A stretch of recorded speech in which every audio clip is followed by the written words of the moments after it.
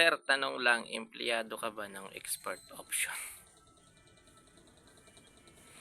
Ayan, so may nagtatanong sa akin guys kung empleyado po ako ng expert option or under ba ako ng expert option. Sagot ko po dyan, hindi po. Yan, so wala po akong kaugnayan sa expert option. Yan, sa expert option po ay nirecommend lang po siya ng kaibigan ko. Pero nung pag-recommend sa akin guys, hindi ko siya agad-agad ah pinasok. Yan, hindi ako agad-agad nag-invest.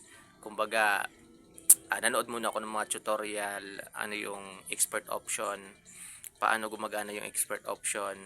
Ayan, kumbaga, nagmasid-masid muna akong baga. Ayan, pero hindi kaagad ako guys nag-invest sa expert option. Kasi yung kaibigan ko na yon guys, ano talaga yon, magaling po talaga siya mag-predict. So magaling po siya mag-invest. Palagi po siyang paldo dito sa expert option. Basta marunong po siya.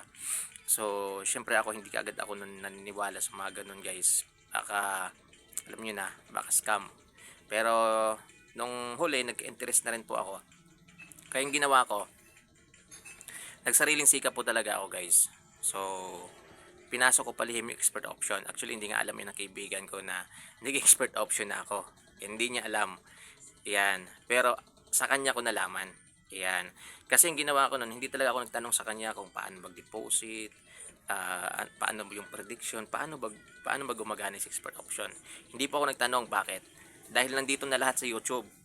Nandito na lahat. Paano mag-deposit, paano mag-invest ng tama. Yan, maraming coaches guys dito sa YouTube. So, hindi na ako nagtanong dun sa kaibigan ko. Huli na nung nalaman niya na nag-expert option po ako guys. Yan. So, again po, hindi po ako empleyado ng option. Wala po akong kaugnayan sa expert option.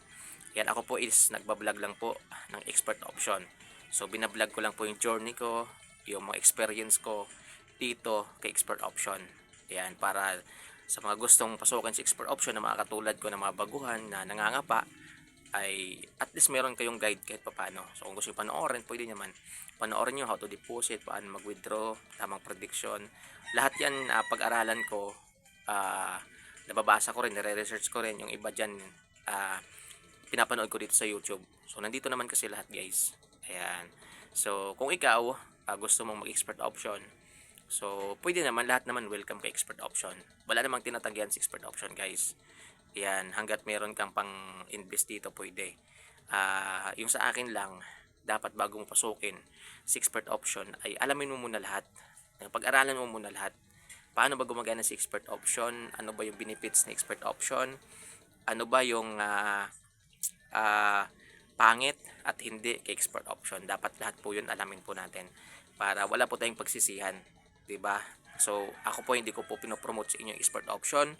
Wala naman kayong link na nakikita dyan guys, at hindi ko naman sinasabi na i-download nyo sa expert option. So ako po, which is ako po is vlogger, so kino-content ko siya paminsan-minsan dito sa aking YouTube channel.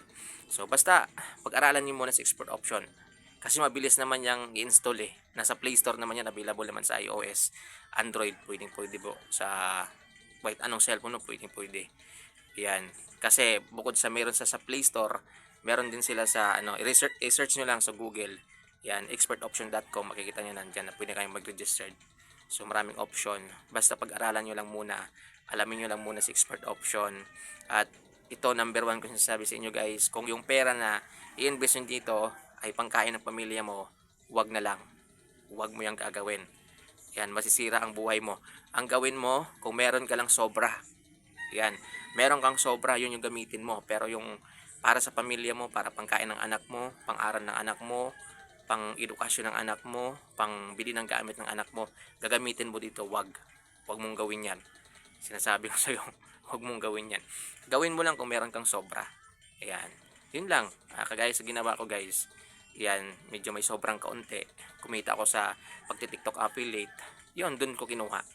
Diba? Dun ko kinuha yung pinang-invest ko dito sa expert option.